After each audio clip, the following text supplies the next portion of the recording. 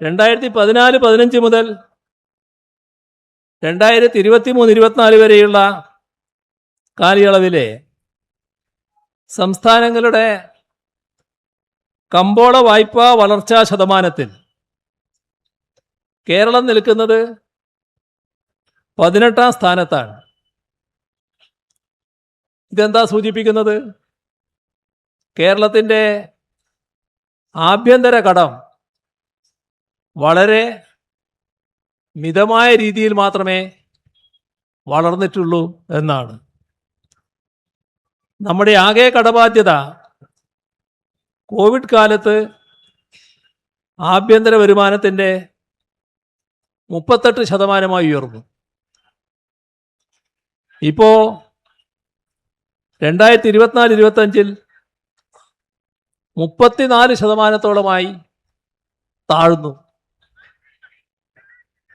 ഇത് നാം ശ്രദ്ധിക്കേണ്ട ഒരു കാര്യം, നമുക്കെങ്ങനെയാണ് സാമ്പത്തികമായി പിടിച്ചു നിൽക്കാൻ കഴിയുന്നത്? തനത് വരുമാനം ഗണ്യമായി വർദ്ധിപ്പിച്ചിരിക്കുകയാണ്. അതോടൊപ്പം തന്നെ ചെലവുകൾ നല്ല രീതിയിൽ ക്രമീകരിച്ചിരിക്കുന്നു. അങ്ങനെയാണ് കേന്ദ്ര വിവേചനത്തിനിടയിലും നമ്മൾ സാമ്പത്തികമായി പിടിച്ചു നിൽക്കുന്നത്. ഇപ്പോൾ കേരളത്തിൻ്റെ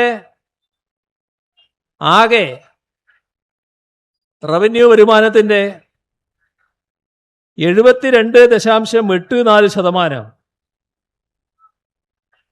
ഇത് തനത് റവന്യൂ വരുമാനമാണ്. ആകെ റവന്യൂ വരുമാനത്തിൻ്റെ 72.84% തനത് റവന്യൂ വരുമാനം. ഈ കാര്യങ്ങളിൽ രാജ്യത്തെ സംസ്ഥാനങ്ങളുടെ ശരാശരി എത്രയാണെന്നറിയോ?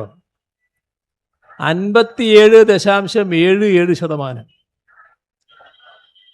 57 ദേശീയ ശരാശരി, നമ്മളോ 72. ഇതാണ് വ്യത്യാസം. കേരളത്തിൻ്റെ ആകെ റവന്യൂ വരുമാനത്തിൻ്റെ 59.71% തനത് നികുതി വരുമാനമാണ്. 59.7 എന്ന് പറഞ്ഞാൽ 60%. അപ്പോൾ 60%-ഓളം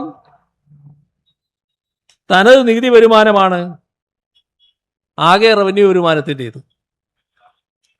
ഇതിലും നമ്മുടെ രാജ്യത്തിലെ സംസ്ഥാനങ്ങളുടെ ശരാശരി 49.5%. 49.5% രാജ്യത്തിൻ്റെ ശരാശരിയായി നിൽക്കുമ്പോഴാണ് നമ്മൾ 59.7%-ലേക്ക് ഉയർന്നു നിൽക്കുന്നത്.